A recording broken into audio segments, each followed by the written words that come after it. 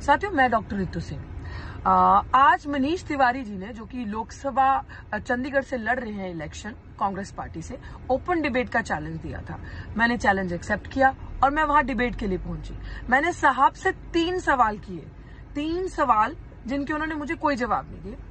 आपने, संजय टंडन जी नहीं आएंगे। संजय टंडन जी ने कभी जनता के लिए काम नहीं किया। जिसने कभी जनता के लिए काम नहीं किया, जो सड़क पे नहीं उतरे, वो जनता को और मीडिया को कैसे फेस कर लेंगे?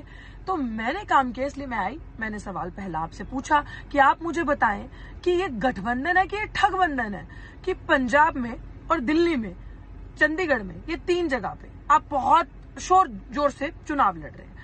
दिल्ली में आप एक दूसरे के लिए वोट मांग रहे हैं, चंडीगढ़ में आप एक दूसरे के लिए वोट मांग रहे हैं और आपका गठबंधन है।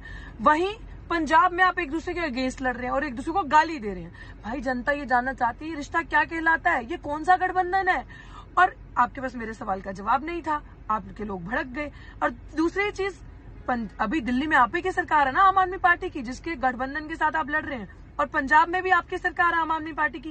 तो SC/ST सब प्लान वहां लागू क्यों नहीं हुआ? मिशन के नाम पे लोगों को ठगा गया और मुर्गे खाने के जैसे छोटे छोटे कमरे। फिर सर मुझे जरूर बताएं, जो आपका स्टेटमेंट, जो आप अभी संविधान बचाने के बाद जस्ट आई हर्ड कि आप कह रहे हैं कि संविधान को बचाना है। सर बहुत अच्छी बात है, संविधान कैसे बचेगा सर? गरीब जनता के लिए तो आपका स्टेटमेंट है कि आरक्षण जो है SC/BC का वो आर्थिक आधार पर होना चाहिए, वो कास्ट क्रीड पे नहीं होना चाहिए। ये बहुत ऐसी चीजें सर। और दूसरा, चंडीगढ़ में तो सर आपकी गठबंधन है कि ठगबंधन है सर? मुझे समझ नहीं आ रही। एक रेड लाइट पे बाहर चले जाओ तो एक रेड लाइट पार कर लो तो पंजाब के अंदर आ जाओ तो आपका गठबंधन है। तो ये चंडीगढ़ में कैसा ठगबंधन है सर? वहां पे तो एक दूसरे की आप बुराई करें सर, यहाँ पे आ जाए तो यहाँ पे आप कहते हैं कि हम दोनों एक हैं, हम दोनों को आप वोट दीजिए, हमने इतने अच्छे काम किए। वो झाड़ू वाले अपने वोट गिनाते हैं, यहाँ पे आप अपना काम गिना रहे हैं। लेकिन मैं चाहती हूँ सर, जिन कॉलोनियों में मैं गई सर, आप जिस गाड़ी में बैठते हैं बिस्लरी का पानी पीते हैं, with all due respect sir, उन कॉलोनियों में चलिए मेरे साथ धनास में, चलिए मेरे साथ मलोया में सर, चलिए वहां पे पानी की हालत देखिए sir. They can't drink that tubewell वाला पानी, नहर का पानी वहां सर कांग्रेस ने बंद करवाया।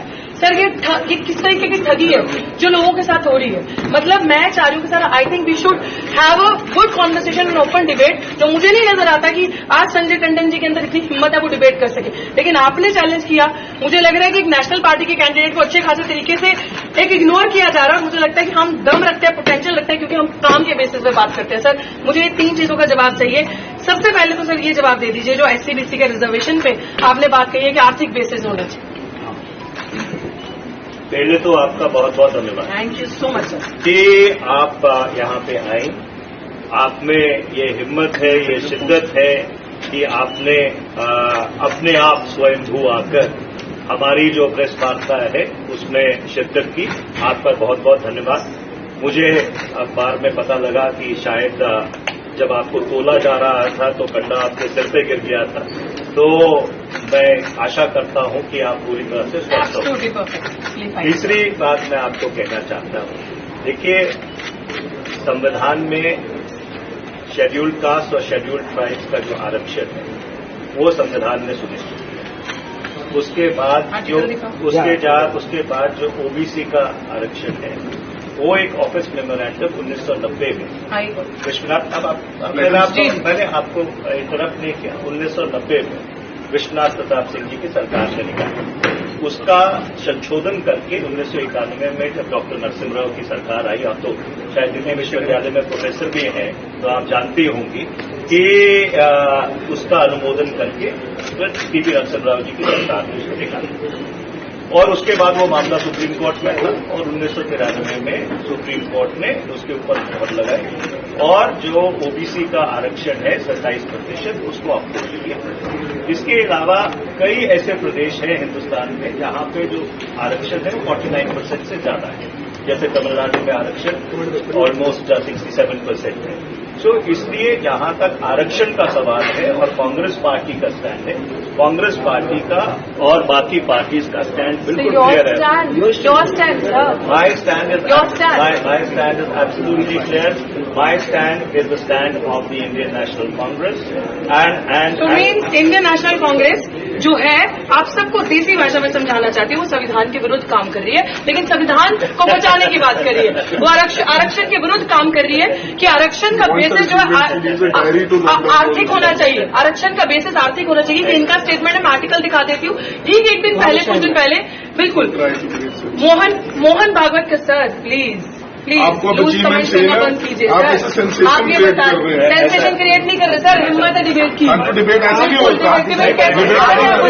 आप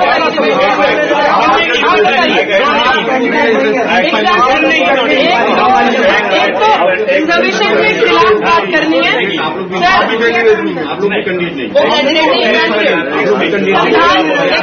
संविधान को बचाने की बात करनी है। बिल्कुल गठबंधन नहीं, वेरी नाइस। आम जनता की नजर में जब पंजाब में आप इलेक्शन फाइट कर रहे हैं, इलेक्शन फाइट बिल्कुल ये है इनकी, क्योंकि इन्हीं लोगों के पार्टी से स्टेटमेंट आती है कि यूपी बिहार के लोगों को चंडीगढ़ से निकाल देना चाहिए, तो ये मायावती जी की नेपोटिज्म स्टेटमेंट है। सुन लीजिए कि मायावती एक वुमेन का ये लोग रिस्पेक्ट सामने खड़े होकर नहीं कर सकते। और ये मायावती जी में आप मायावती जी जब सड़कें नहीं थी ना, वो महिला सड़क पे थी, आप उनके बारे में बात नहीं करें। आप तो चंडीगढ़ में रहती हैं, मैं तो पैदा हुआ चंडीगढ़ में। आपको तो मैंने पहली बार चंडीगढ़ में ये लोग चंडीगढ़ में रहते हैं, लेकिन चंडीगढ़ की ये लोग चंडीगढ़ के 110 सेक्टर में रहते हैं, चंडीगढ़ की कॉलोनी में नहीं रहते, चंडीगढ़ की बस्तियों में ये लोग नहीं रहते।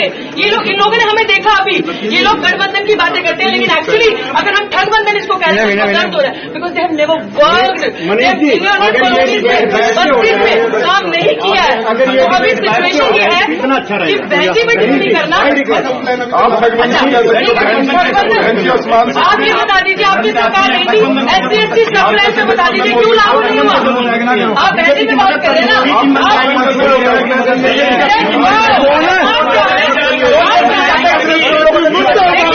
इनके पास कुछ नहीं है। अब हम बीजेपी की बीजेपी बता देंगे ये काम में गठबंधन, जनता को ठगना, जनता के लिए काम नहीं करना, कॉलोनियों। ये लोग चंडीगढ़ 1 से 10 सेक्टर का दिखाते हैं, ये लोग बस्तियों का चंडीगढ़ नहीं दिखाते। जो चंडीगढ़ कॉलोनीज में बस्तियों में बसता है, डंपिंग जोन खाली बीजेपी की देनी थी, कांग्रेस की देन भी थी, और दोनों ही एक थाली के चट्टे पट्टे हैं। दोनों ने गरीबों के लिए कुछ नहीं किया। अब गरीबों के लिए मात्र एक आरक्षण ऐसी चीज थी जिनका उनके साथ अपलिफ्टमेंट हो सकता है। वो सोशली ऑप्रेस्ड, जो बैकवर्ड रह गए, जिनका सदियों से अत्याचार हुआ, जिनके साथ जिनका शोषण हुआ, उनको एक ऊपर उठने के लिए मात्र एक अपॉर्चुनिटी मिली। ये कह रहे हैं कि कांग्रेस का स्टैंड है, इट मीन्स कांग्रेस का स्टैंड एंटी रिजर्वेशन स्टैंड है, कांग्रेस का स्टैंड दलितों के खिलाफ है, कांग्रेस का स्टैंड बैकवर्ड समाज के खिलाफ है। गिनती करो का ड्रामा करके ये लोग अब ये दिखा रहे हैं कि हम लोग एंटी इन सारी चीजों के हैं। भैंजी पे टिप्पणी करना बदल, इनके पास और कुछ नहीं है, मुद्दों में बात नहीं करेंगे। चलो मेरे साथ उन बस्तियों में, जिन बस्तियों में मैं जा रही हूँ, लोग रो रहे हैं स्किन डिजीजेस से, जो डंपिंग जोन बना है यहाँ पे डड्डू माजा के पास, लोग रो रहे हैं सांस की बीमारी से, लोगों के पास गंदा पानी, ट्यूबवेल का पानी पी रहे, नहर का पानी किसने नहीं दिया। These are the issues. बड़े बड़े जार्गनाइज लैंग्वेज समझ नहीं आती गरीब जनता को, गरीब जनता जिसका वोट लेके ये लोग सरकारें बनाते हैं, भाजपा और कांग्रेस यहाँ पे। और मैं क्यों ना कहूँ मालिकाना अधिकार इसे देश से, सुनिए, मैं क्यों ना कहूँ ये ठगबंधन, जनता को ठग नहीं रहे तो क्या हो रहा है, सवाल ले लीजिए।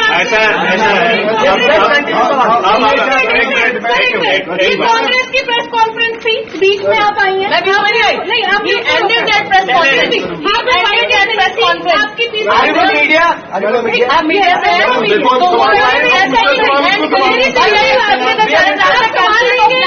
सवाल लेंगे, सवाल लेंगे, ऑफकोर्स लेंगे, बट सवाल लेंगे, सवाल ले रहे हैं, जिस तरीके से आप मायावती जी में एलिगेशन लगाना, हमें भी दिखाना,